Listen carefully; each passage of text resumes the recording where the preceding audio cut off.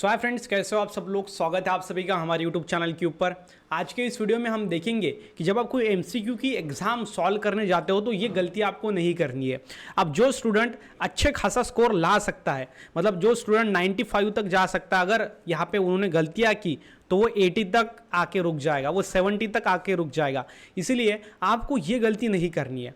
अगर आपने गलती नहीं की तो अगर आपने 70 अगर आप मार्क्स ला सकते हो, लेकिन जो मैं टिप्स आपको इस वीडियो में बताने वाला हूँ वो अगर आपने अपनाए तो आप जो है वो नियर अबाउट 90 तक आप जा सकते हो, आपका स्कोर बढ़ सकता है। तो इसीलिए इस वीडियो को लास्ट तक देखना, जो भी मिस्टेक होती है वो मैं आपको पूरी बताऊंगा। तो सबसे पहला टिप आपके स्क्रीन के ऊपर है, read question as well as option properly. Yes, सबसे पहली जो गलती स्टूडेंट करते हैं जब कोई एमसीक्यू की एग्जाम को सॉल्व करते हैं तो वो जो क्वेश्चन है वो तो हम पढ़ लेते हैं, लेकिन क्वेश्चन में कभी कभी लिखा होता है नॉट ट्रू। क्या लिखा होता है? Not true. अब मुझे आप बताएं नॉट ट्रू मतलब क्या होता है। वो बोलते हैं विच of the following is not true. Not true मतलब क्या? फॉल्स। यस, जो रॉन्ग है वो ढूंढना है, लेकिन सीधे सीधे डाल सकते थे ना which of the following false. नहीं, ऐसा नहीं डालेंगे, वो डालेंगे which of the following is not true. तो ये जो नॉट है वो गड़बड़ में हम कभी कभी पढ़ते नहीं और हम देख लेते हैं विच of the following is true, और नीचे तो 3 स्टेटमेंट ट्रू होते हैं, तो उसमें से जो स्टार्टिंग में आता है आपको लगता है वही करेक्ट है, तो आप जल्दी जल्दी में एग्जाम टाइम में जल्दी जल्दी होनी चाहिए, इसके गड़बड़ी में आप वो करेक्ट कर देते हो।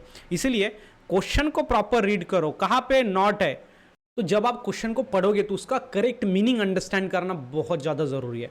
उसके साथ ही साथ अगर ऑप्शन ए है तो वो रहता है, उसके बाद ऑप्शन बी आपको दिया होता है, और ऑप्शन सी में कई बार क्या होता है ए प्लस बी ऐसा बोथ लिखा होता है। क्या लिखा होता है? ए प्लस बी बोथ। या फिर डी में लिखा होता है all of this, all of the above. तो कई बार ये फोर्थ ऑप्शन होता है, ए भी होता है बी भी होता है, लेकिन जो सबसे करेक्ट है वो डी है। तो इसलिए ए और बी थोड़ी होगा, हमारा डी रहेगा सबसे करेक्ट वाला, ऑल ऑफ दिस। समझ में आ रहा है? तो इसलिए क्वेश्चन को और आंसर को प्रॉपरली, ऑप्शंस को और क्वेश्चंस को प्रॉपरली रीड करना है, उसके मीनिंग्स को अंडरस्टैंड करना है, उसके बाद ही आपको आंसर को गेस करना है। उसके बाद सेकंड जो टिप आपको ध्यान में रखनी है, जो गलती आपको नहीं करनी है, try to solve question in first attempt. देखो, अगर आपका पीसीबी ग्रुप है तो उसमें फिजिक्स केमिस्ट्री बायोलॉजी इजी होता है, वो सबसे पहले सॉल्व करो। ओके, एंड अगर आपको कोई फिजिक्स का क्वेश्चन है, आपको 50 क्वेश्चन है, यस और नो? यस।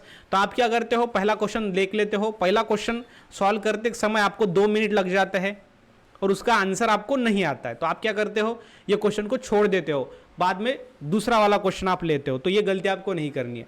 अगर आपने पहले क्वेश्चन को 2 मिनट दे ही दिए हैं तो फिर वो छोड़ो मत, क्योंकि फिर बाद में अगर आप ये पहले क्वेश्चन पे आओगे तो फिर से 2 मिनट लगेंगे, है कि नहीं? क्योंकि उस टाइम पे वो अंडरस्टैंड नहीं रहेगा कि पहले हमने क्या किया था।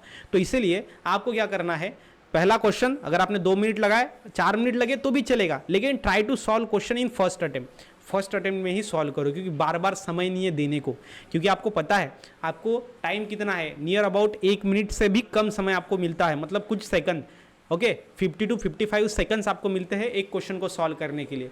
इसीलिए पहले ही अटेम्प्ट में क्वेश्चन को सॉल्व करना सीखो, बाद में पीछे मत छोड़ो, क्योंकि पीछे अगर छोड़ोगे तो पहला अटेम्प्ट में जो टाइम लगा वो भी रख लो और बाद में टाइम दोगे तो वो भी, इसीलिए टाइम मैनेजमेंट अच्छे से नहीं होगा। तो try to solve question in first attempt. Third वाली जो इंपॉर्टेंट चीज़ है, जो गलती है वो आपको करनी नहीं है, वो है यूज़ कंप्यूटर टाइमिंग। अब देखो क्या होता है, स्टूडेंट क्या करते हैं, अपनी जो है वो वॉच लेके जाते हैं, उनको लगता है कि मैं अपनी जो वॉच है उसके अंदर टाइम देख के एग्जाम में अच्छा जो है टाइम मैनेजमेंट कर दूंगा, लेकिन ऐसा नहीं होता है। आपको कंप्यूटर की टाइमिंग देखनी है, कंप्यूटर में क्या टाइम दिया गया है, समझ में आ रहा है? तो कभी कभी आपकी जो वॉच है वो 5-10 मिनट आगे पीछे हो सकती है, समझ में आ रहा है? 5-10 मिनट आगे पीछे हो सकती है।